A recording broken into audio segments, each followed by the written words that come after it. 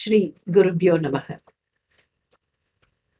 We have been looking at the great women of India,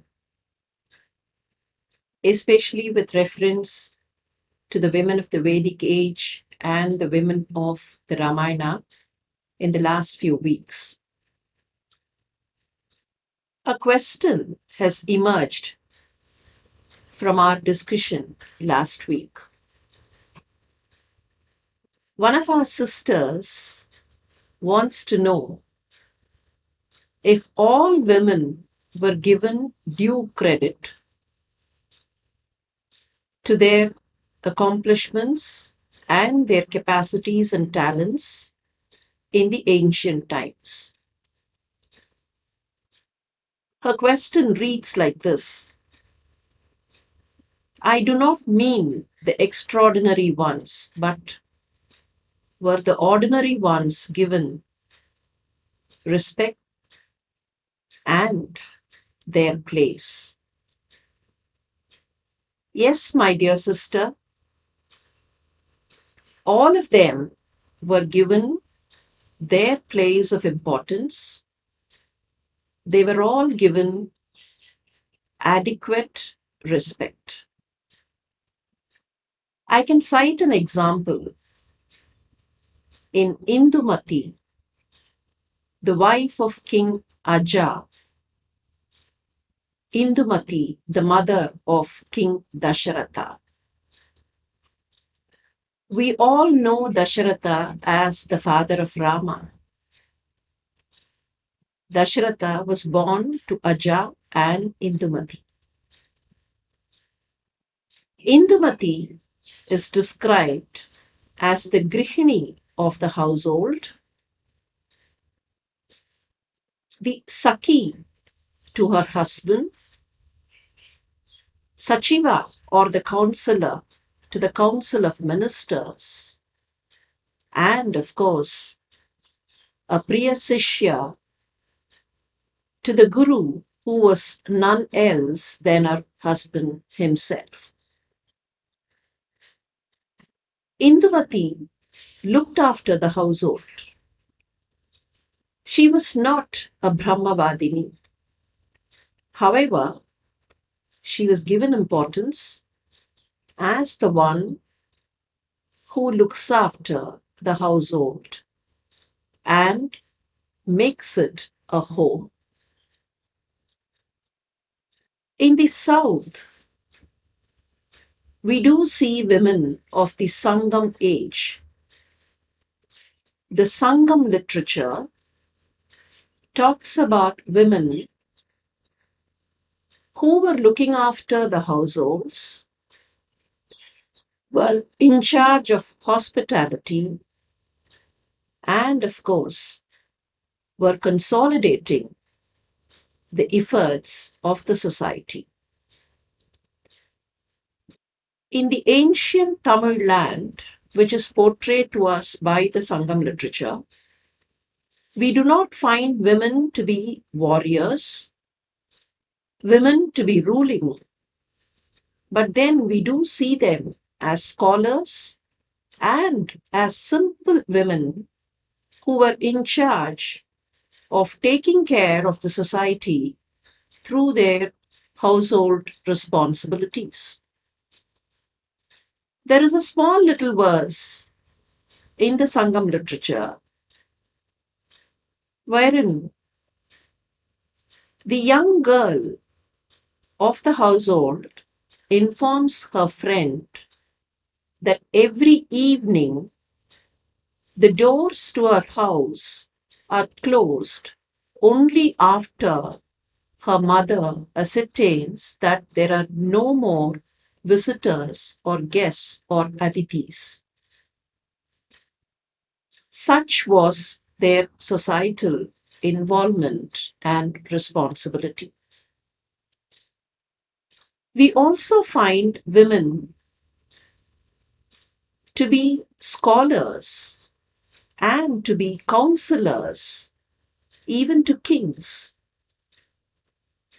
Though the Sangam women did not have any kind of kingly responsibility, We do find several of them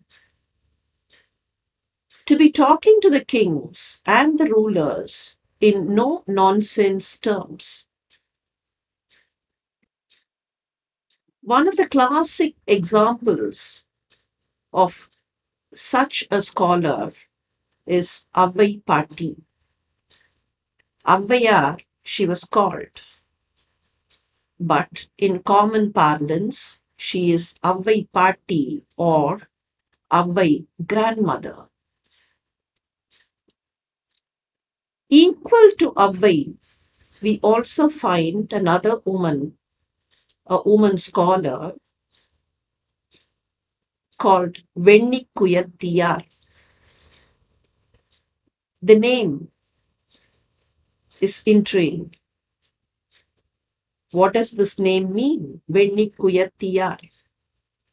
Venni is a place, a small town. Kuyatti will indicate that this woman belonged to the potter caste. Kuyavan is a potter and Kuyatti is the feminine form of this word. We do not even know her name.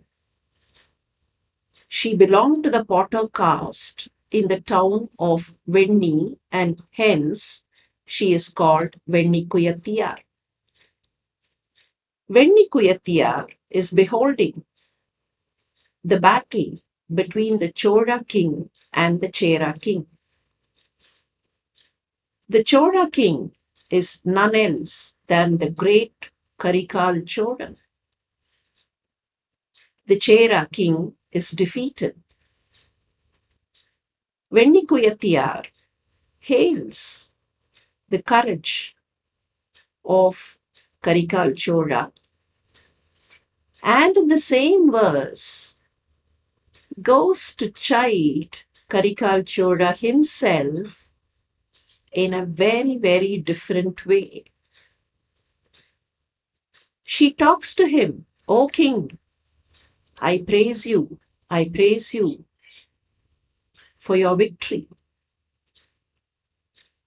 However, thinking of what happened and looking at it, I feel the Chera king is much better than you. And why does she say so? The Chera king was wounded on his back by the arrows of Karikal Chola.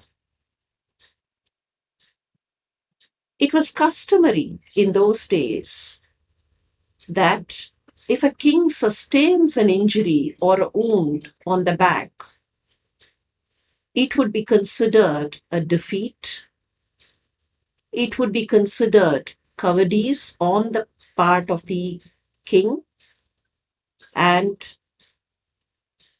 such an act would be condemned by scholars. Thinking that he had sustained an injury on his back, the Chera king decided to shed his mortal coils. He decided to sit facing north, not eat anything, and thereby leave the world. This custom was called Vadakkiruthal or facing north, wherein one decides to leave human life, decides to leave the Bhuloka life by facing north and observing a kind of a fast. The Chera king wants to compensate for the humiliation that he had suffered and decides to do Vadakkiruthal. He died too. And on the other side of the battleground was Karikal Chola, rejoicing on his victory.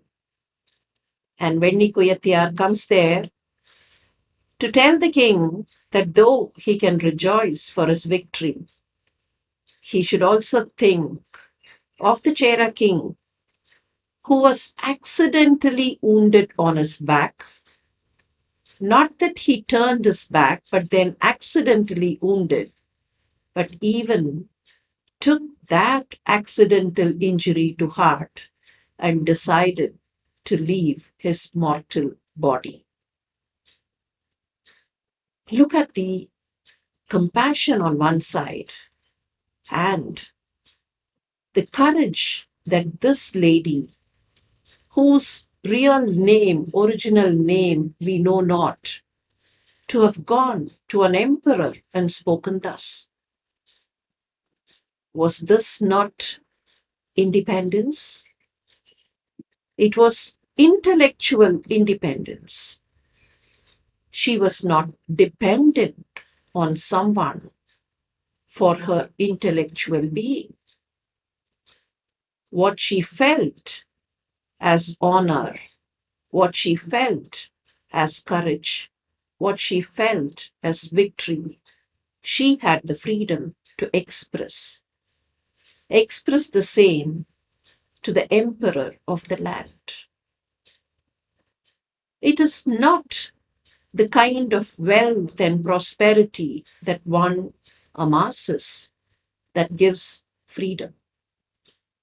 It is the kind of mental attitude. It is the freedom of will. It is the freedom of thinking that these women were accorded with.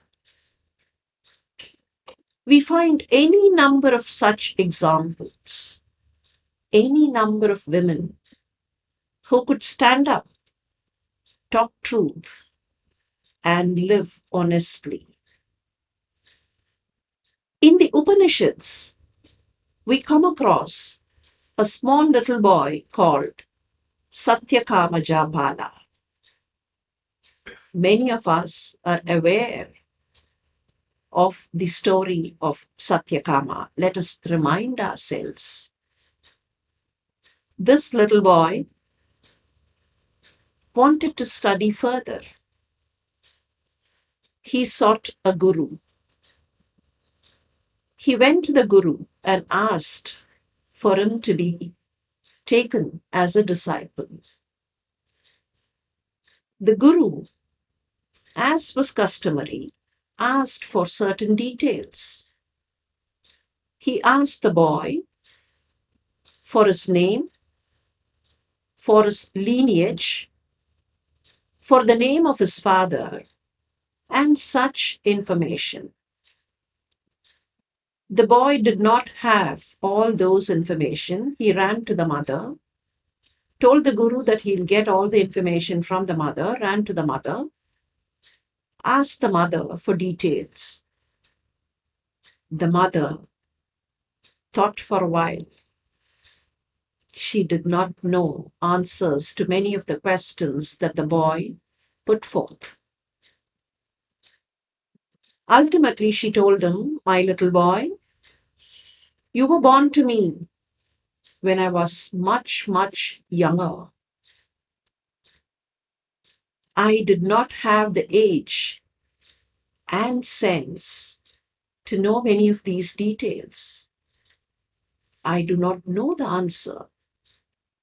I only wanted to know that you would grow up as a lover of truth. That is why I called you Satyakama. I want you to be a permanent lover of truth. Please go tell your guru that this is all I have to say." The boy took all this information to the guru. He said, "I do not know the name of my father. My mother can only tell me whatever she told. Guru, that is all I have." And what did the guru say? "Since your mother wants you to be a lover of truth, she's called you Satyakama, and henceforth, by the name of your mother, you will be called Satyakama Japala." This woman, whose name we may forget, had put in all the values that one should have into the mind of her son. She could not overcome her circumstances, but she rather overcame the circumstances virtually by all her virtuosities and put in values into her son. The way she had brought up the son, the way she had given him the value of Satyam. Even today, Satya Kamajapala is a name to reckon with. Women of ancient times probably did not have all the comforts and facilities that we have today. I wonder if any of us can really understand the circumstances they had. They were living in the forest, or they were living with basic facilities, not the kind of facilities that you and me can imagine. However, their idea of honesty, their idea of Satyam, their involvement in the maintenance of values were all much beyond any description. Looking at these women, I'm reminded of Damayanti. Damayanti, who became the queen of the Nishada kingdom. The Naishada king Nala married Damayanti. Damayanti was a beautiful princess, and she had heard of the king of the Nishada territory, namely King Nala. She wanted to marry him. Those days, there was a ceremony called the Swayamvara ceremony, and the woman had all the rights to decide on the individual whom she would marry, and the Swayamvara gave room for her to exercise her freedom, free will. Damayanti's Swayamvaram was arranged. All the kings and princes had arrived,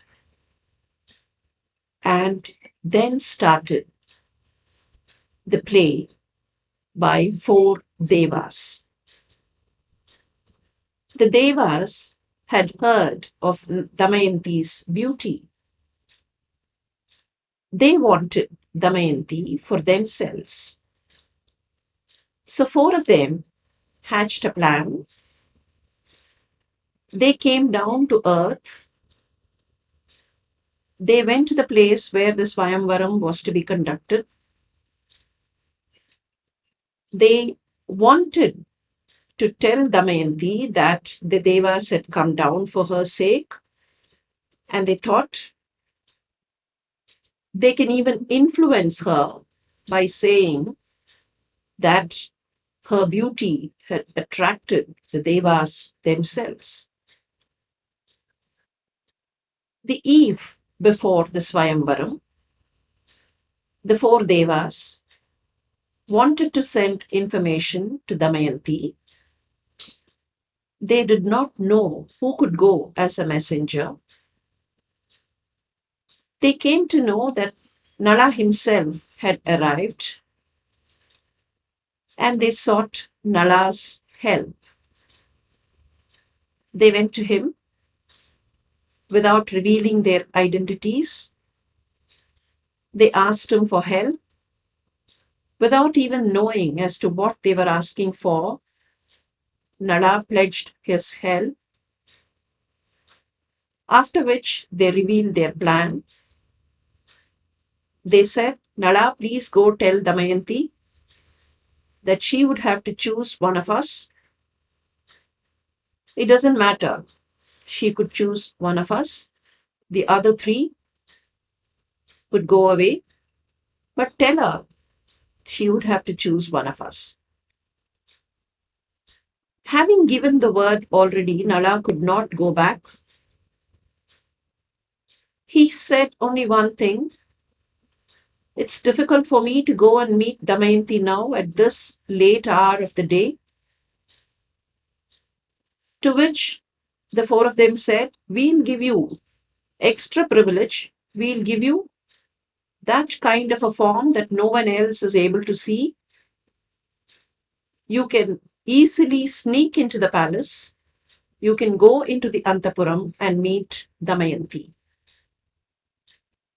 Nala agreed, went, met Damayanti, whom he had not met before.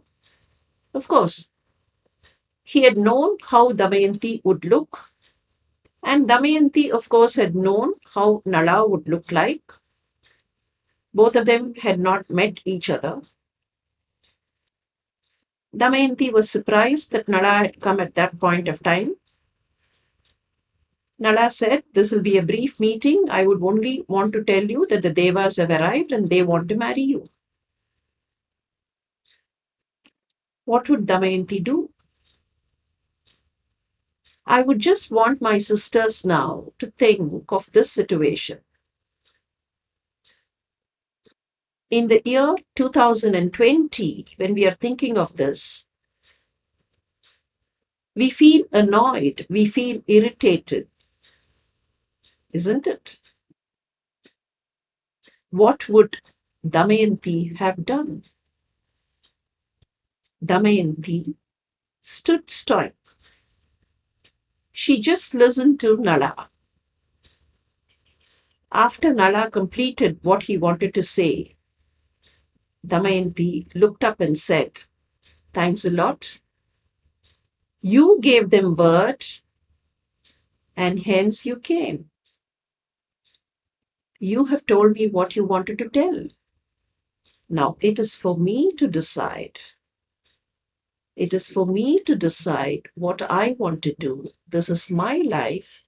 Thanks for giving me the information. Please go away. Encountering a difficult situation and all by herself, what was her stance? Being courageous does not mean one would have to go to the war front and fight. Facing a life situation with dignity, with honesty, is what matters. The next morning, in the Swayamvara hall, all the kings were there, and all the other kings were completely perplexed when they found there were 5 Nalas. Not one Nala, but there were 5 Nalas. What had happened? The 4 Devas who had come, the 4 Devas included Lord Sanaishwara. The 4 of them, after Nala came back and told them that Damayanti was undisturbed and unperturbed in her stance, decided to go for plan B. They had plan A, which was to convince Damayanti, and their plan B was to cheat her. What did they do? All 4 of them guised themselves as Nala, and their calculation was there would be 5 Nalas in the hall. Damayanti will have to choose one of them. If she by chance chooses the original Nala, fine. Or the larger possibility The greater possibility is that she would choose one among the four, which means we have 4 on 5 possibility, while original Nala has only 1 on 5 possibility. 20% for original Nala and 80% for one of us. What kind of a cheeky equation? Damayanti herself was perplexed to see 5 Nalas, and that is when her presence of mind and her wit prevailed. She turned to one of her friends, and as she looked at the friend, prayed internally to that goddess Vani, or goddess Saraswati, the goddess of education, culture, and arts. She prayed to Saraswati, Amma, please show me the correct way. I want Nala, and show me the path. It is said Goddess Saraswati came upon the friend and kind of gave several statements about the kings there, which in a way indicated as to who they actually were. And Damayanti also did one more thing. She looked at the feet of all the 5 Nalas and straight looked at their eyes. She could find 4 Nalas did not have their feet touching the ground, and 4 Nalas would not wink their eyes at all because they were Devas. Devas do not wink their eyelids, and Devas' feet do not touch the ground. And then she found out who the actual Nala was. Whether this truly happened or not is not the question. The matter that we need to learn here is that presence of mind, being cool and composed at times of adversities, would make a woman stand up to the values. And that is what Damayanti was. She stood unperturbed in her decision. She did not flutter because it was Devas. She was not worried about their wealth, and she decided her free will and her independence. Of course, later on, Nala had to face a lot of difficulties, and if we read through the life history of Nala and Damayanti, we find that at one point of time, Nala even left her right in the middle of a jungle and went away. But then, with her patience, with her perseverance, she was able to bring back Nala to herself and also get the kingdom back. Damayanti is not known to the world as several other women characters are known, but Damayanti was made of a similar stern stuff. Looking at the women of ancient India, we find that their freedom was a freedom of honesty and integrity. Their freedom did not depend on how much they had studied. It did not depend on how much wealth they had, and it did not depend on the power and authority that they were able to wield. Their freedom and independence, and of course, empowerment, depended on values. They stood for values. They wanted to inculcate values in the minds of others. They wanted to be storehouses of such values and emanated the same values into the society.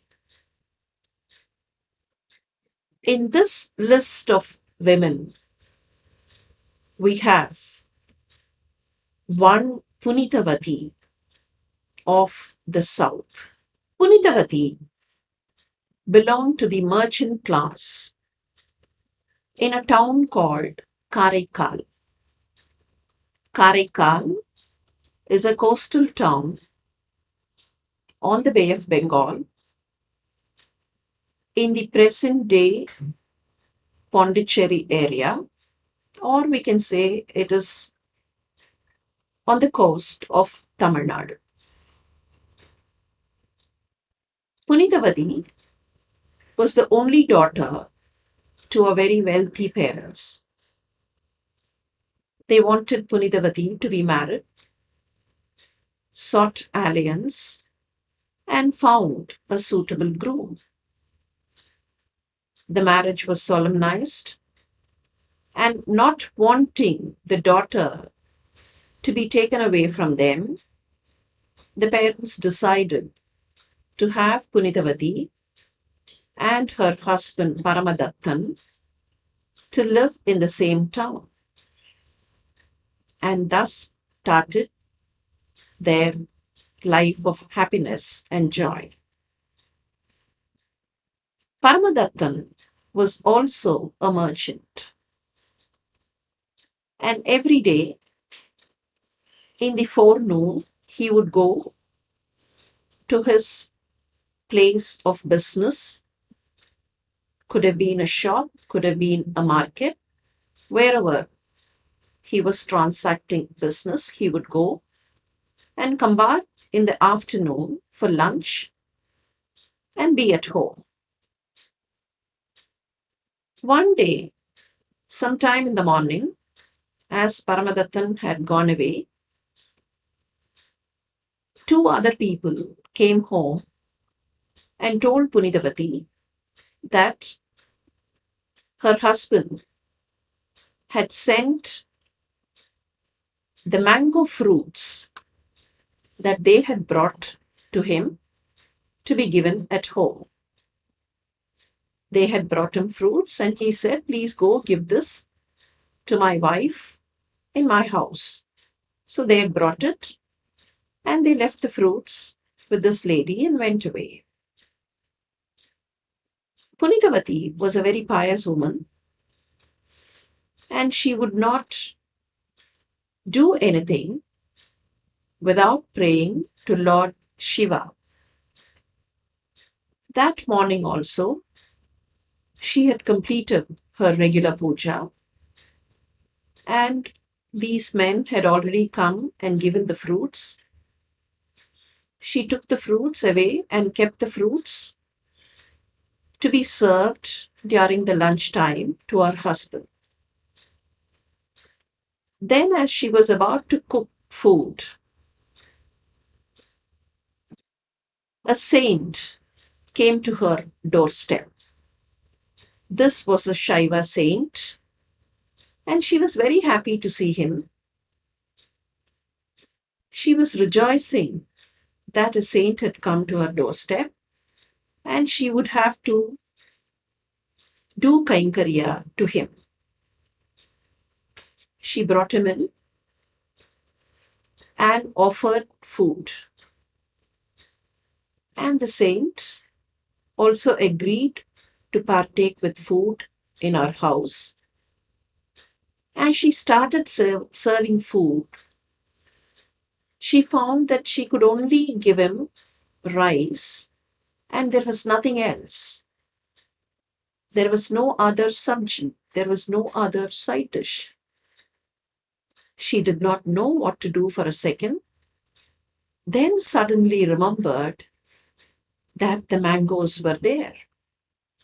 She went in, brought one mango, made pieces out of it, and offered to the saint.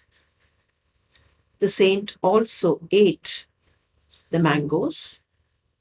Very happy he was, blessed her, and went away.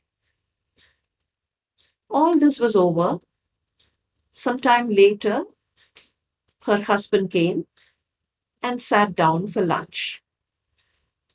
By then, her cooking was over.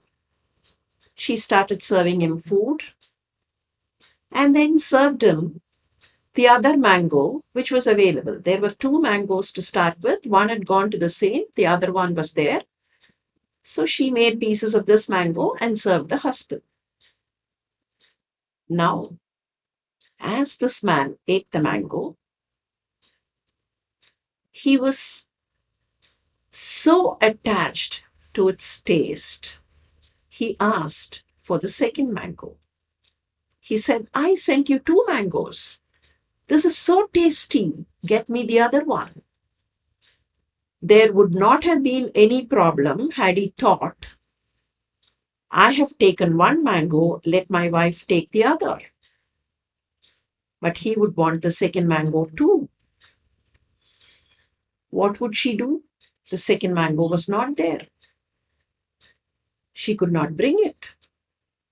I do not know why she hesitated to tell him that she had offered it to the saint. We can only guess here that Paramadattan probably would not have relished the fact that she had given it to a saint. We can only guess. We have no evidences. She went in to the puja room where her Lord Shiva was dancing and smiling. She begged of him, Lord, he's now asking for the second mango. What could I do? How could I tell him? And as she was praying, and as she kept her hands like this, one mango dropped into her hands. She was so happy, she ran out, made pieces out of this mango, and again offered to the husband. Now comes the second twist of the story. Paramadattan was able to distinguish between the tastes of the two mangoes. He said, this is far more superior in taste, much more tastier. And who gave you this? The question was hurting. Who gave you this? I did not send this. Who gave you this? Poor little girl she was. She was barely 16. She ran to Shiva once again. What can I tell him? She told him, this fruit was given by Lord Shiva. She told him the truth. When you asked for the second mango, I did not know what to do. I went and asked the God to give me another mango, and this is what it is. To which again the husband retaliated. He again said, oh, your Lord will give you fruits also. This touched her to the quick. She just pulled the husband by his hand, went straight to Lord Shiva in her puja room, stood there and told the Lord, my Lord, my Shiva Peruman, you would have to give me another mango now. If you don't give me another mango now, whatever I told about your benevolence would be defeated.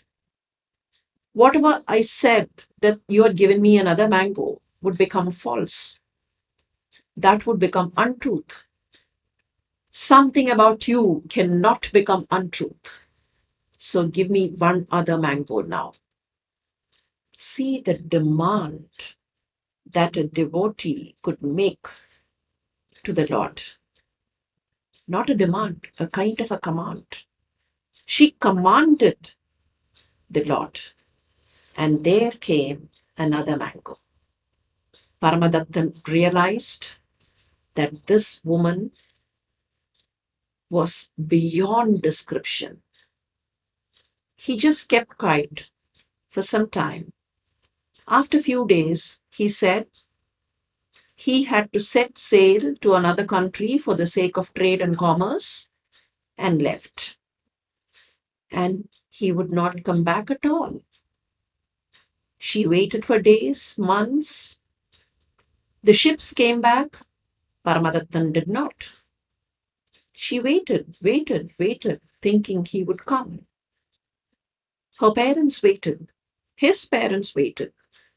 And after 7 long years, news came from another town called Madurai that there was someone resembling Paramadattan.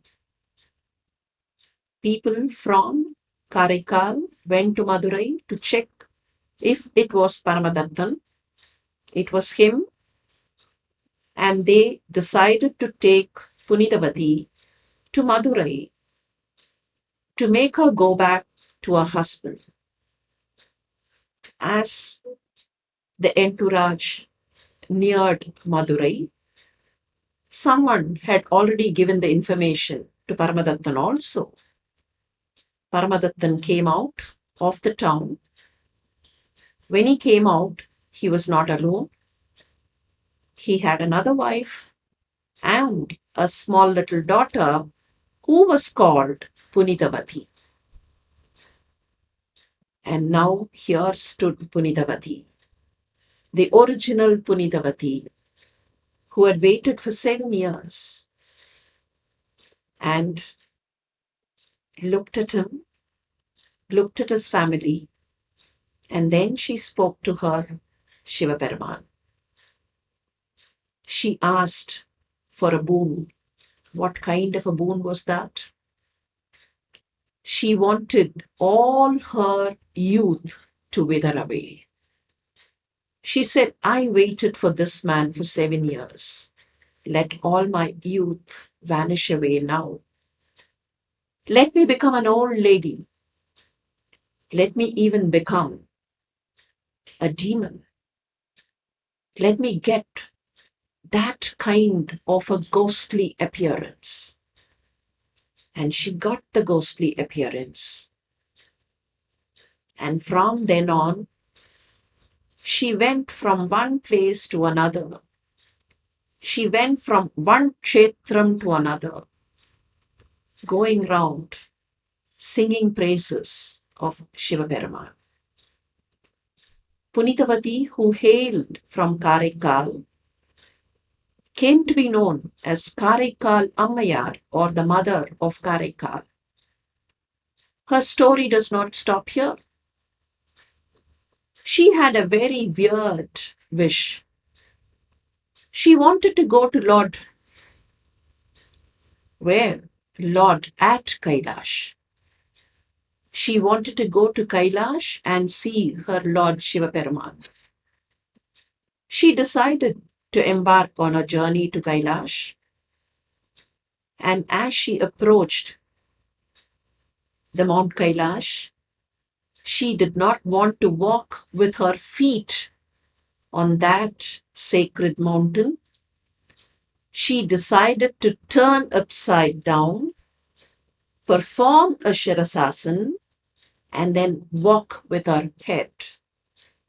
As she moved with her head and hands, it is said, Goddess Parvati there, standing alongside Parameshwara, looked at that weird figure moving up and asked Parameshwara as to who that was.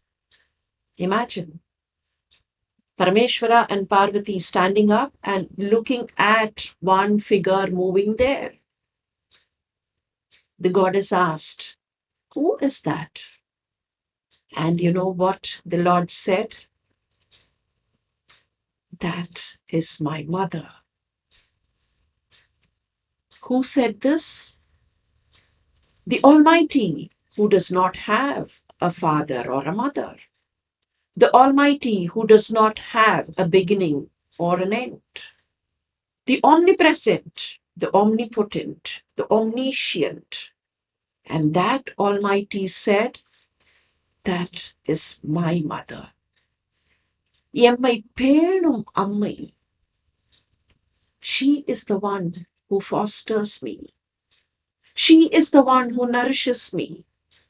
She is the one who can be called my mother. What great status is that, to be called the mother of the Almighty. And when Karaikal Ammayar went round different places, she was moving in a ghostly figure. She was skin and bones. She did not have beauty. She left all her beauty. She appeared skin and bones, and when she was moving from one place to another, it is said that people in those places, in those towns, in those cities would run away thinking that some ghost is coming in. And she sings in one of her verses, "So what? So what if these people think about me as a ghost? He knows me. He knows who I am. And I'm least bothered of all these people thinking of me as a ghost." What grit, what courage. And for those of you who want as to which century Karaikal Ammayar lived in, please go back and refer your texts of history. She is supposed to have lived in the 2nd or 3rd century, right on earth, in the state of Tamil Nadu. And she had one small wish. She wanted to sing so that Lord Shiva could dance to her singing. And even today, it is thought that she sings and he dances in a place called Thiruvalankkadu, which is close to the city of Chennai. Arava, உன் அடிக்கீழ் அமர்ந்து நான் பாட வேண்டும், நீ ஆட வேண்டும். And here we see one woman who was born right on this earth with flesh and bones, but who became the mother of the Almighty Himself. What better example do we need for empowerment? Friends, with all these thoughts about Karaikal Ammayar, we part today, hoping to meet once again to talk about some of the other great women of India. Thank you.